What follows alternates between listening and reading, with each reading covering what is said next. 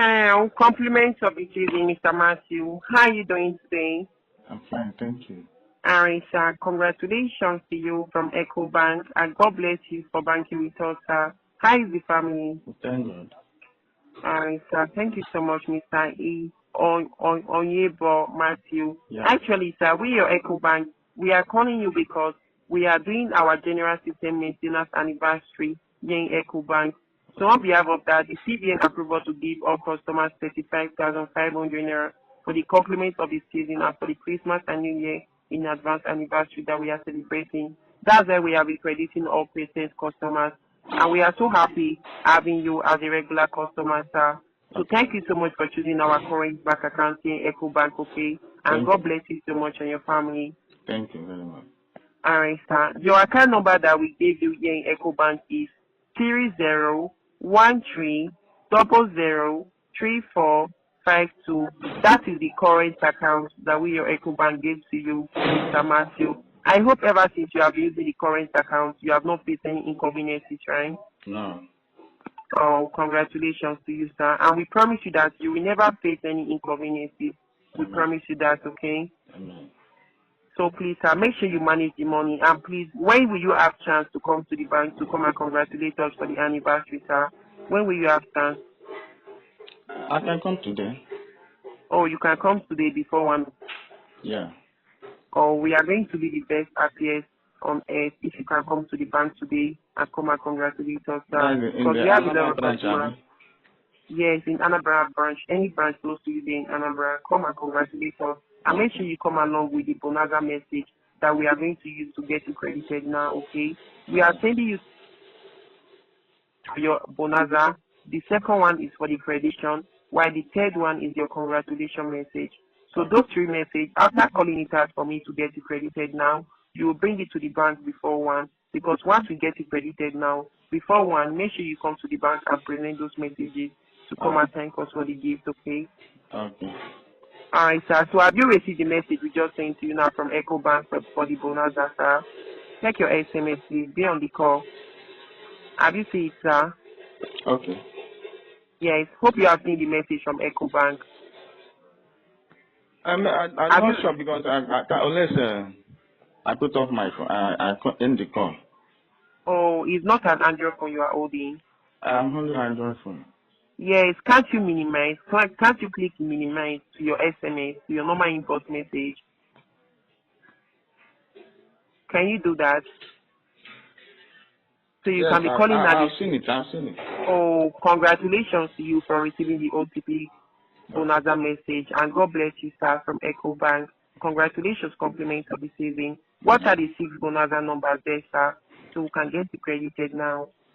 Don't worry, I will get to the bank now. I will get to the bank. Yes, after we get you credited now, then you bring the message to the bank for the appreciation and congratulating us for that, okay? I will go when I get that. I will So give we you. did not say that. No, you are going to come to the bank. The messages we are sending is what we are using to credit you now. You So don't need any OTP branch, to credit me now.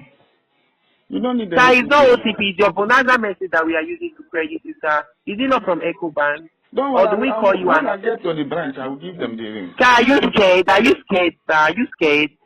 Please listen to No, us, I'm not and going get to us. be scared. When I get to the bank, I will give them the ring. What are you not saying that when you get to the bank, where we are here calling you from Echo Bank? Or do you want to be account? Do you think we are playing? Yes, sir. We are calling you because of this anniversary and to add 3 security Don't to all worry. customers' Don't worry. accounts. When I get to the bank, I will give them the Can you be coming to the bank now? I will be coming now. Alright, please be coming so that trailer will jam you and pieces your head so they can bury you today before 12. Your head. You put there. Stupid. RIP to you. RIP.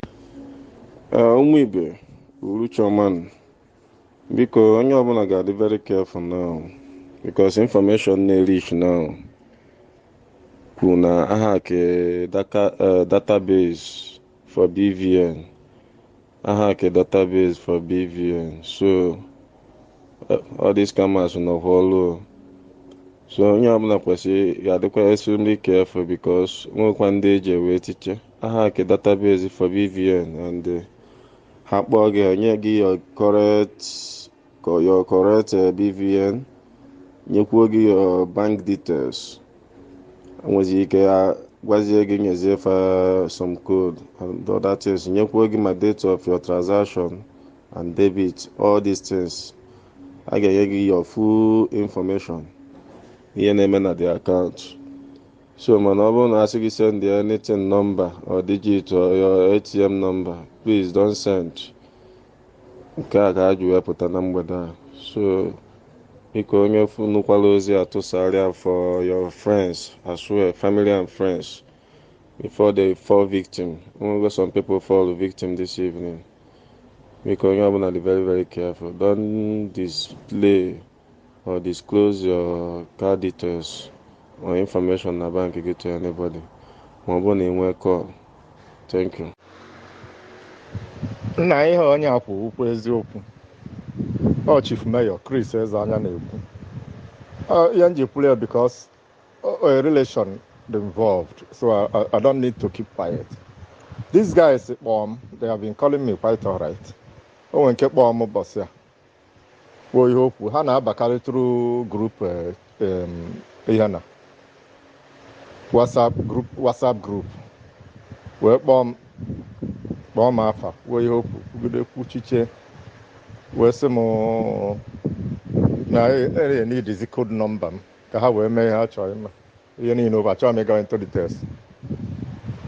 So opu nọ na-enye attention. So mgbe o pucha mana o mepe ha ọnụ mmalụ na ụmụazị na-akpọ m. So mgbe o puchasị pụzie m kpọọla ya na esendịgo the number. M kpọọla ya the number ka ha wee mee ihe ya chọrọ ime. Nsị a biko ka m jụọ n'ofe a jụọ sị m oke ka ime m chọrọ ịjụ. Nsị a na ihe anyị na-ekwu na ịdịcha ka ndị 419. The guy nwere ụdị iyi ọkwara m n'ụwa na-ege ya ntị for about 2 minutes kwacha gbanyụọ phone. So but unfortunately pụtazie ana m anụ ọrụ, one of my sister bịa ọka kpọọ m. Nze ọ na-ebe akwa. Nsị ọ gịnị? Ọ sị na ndị wayo ewekọgbula ego niile o nwere na akaụntụ. Sị how come? Ọ sị m na akpọrọ ya na ha si Eco Bank na ọkpọ ọnya kpọsịa afịa kpọọla ya a lot of things just like ihe onye akwụ na ya sịfụ okay no yes ha wee sị ya na onwe account detail code number ha ya send ka ọ kpọọla ha the code number ka ha wee tilie commission and certain things ya nwa je kpọọla ha the code number. Ị mana ozugbo ọ na-akpọcha nọmba foonu ka dị ya na ntị, ihe ọ nụbazila o ji wepụta foonu ka onye n'ihe ọwụ garararararara ọwụ debit alert kpakpakpakpakpakpakpakpa within 2 minutes ego niile o nwere akaụntụ roughly 1 million naira o nwere clear. Ọkpọ m n'ebe sị m ka ihe ya nwere ike ime, nsị a jee bank then jee police go and complain, onwe ihe ọzọ mma ihe eme. So it just anụ ha ama ihe a kịta nsị ka m respond biko nnata ka nna ozugbo analụte ogo m mgbe ọhụrụ ndị be mmepe gate mbata ozugbo m na-abata my wife na nsị a na-ekwu ife mee n'otie nsị a ọ sị m na ha na-akpọ ya na o nwere nke kpọrọ ya sị a na Reverend Fada kpọọ ya afa na o nwere loan a na-enye na ha chọzi help ha na nsogbu adịa na ya si East akpọ ịghọtago na anya nwa kategori ya kedu ego one ọ ya need ma ọ sị ya na 1 million ezugoli ya ọ sị oke na Reverend Sister ya akpọzie ka ha kpabazie. So mana ka o si ekwu response my wife na ma ọ gosi ya ghara izu unu Chineke gọzie unu hey. So na application ya mere agago the guy male na onye ọ na-akpọ maala ihe ha na-eme kwuchazie na Reverend Sister ya akpọ ya wee luo tata Reverend Sister nwa akpọrọzie. So wee sị ya nekwa ibe na-eme on no account you disclose your number to anybody. You have to even ha kpọwa sex akpọ ya ige ha ntị gbanyụọ block all the number. So why I'm saying it, so I'm forwarding it to certain ụfọdụ mkpọ na-agwa ha loan office onye bịa nekwe because ụmụazị achọrọzi ịlụ ọrụ, onye ọ na-achọ inwe ego ụmụazị dị 15 years 16 years 20 years they want to have money. Ya ghecha isi moto ọ na-apụta ọ na-agụ ha without work. N'efu ndị ejide na Nnewi, how many of them? Ndị ejide n'Ukwuru. So because why I took my time to say this. Some people educate mostly your family. Account, account. Talk to him or her. Explain to him or her. Then take time to tell them. Onye kpọọ uru ihe gbasara gbanyụọ. People like us ka ọ ghara na-ekwu anyị na-egeghị ntị. O nke kpọọ m uche nsị a nwanne m biko oge ntị ọsị m oke. Nsị anya change any format. Na anyị bidoro nke a adịgo obsolete na ọ da akwụzi ụgwọ. Ọ gbanyụọ phone. Biko no, it's important because ihe tụpụrụ awụghalịkịta akalịlị. Ekene m unu. Ha na-abịa in different ways mana anyị dị alert anyị emelisifa. Ana m ekpere onye nwe anyị ayịrị ekwe ka anyị fọlụọ victim. Ekene dịrị unu. Jisi n'ike. Happy weekend everyone.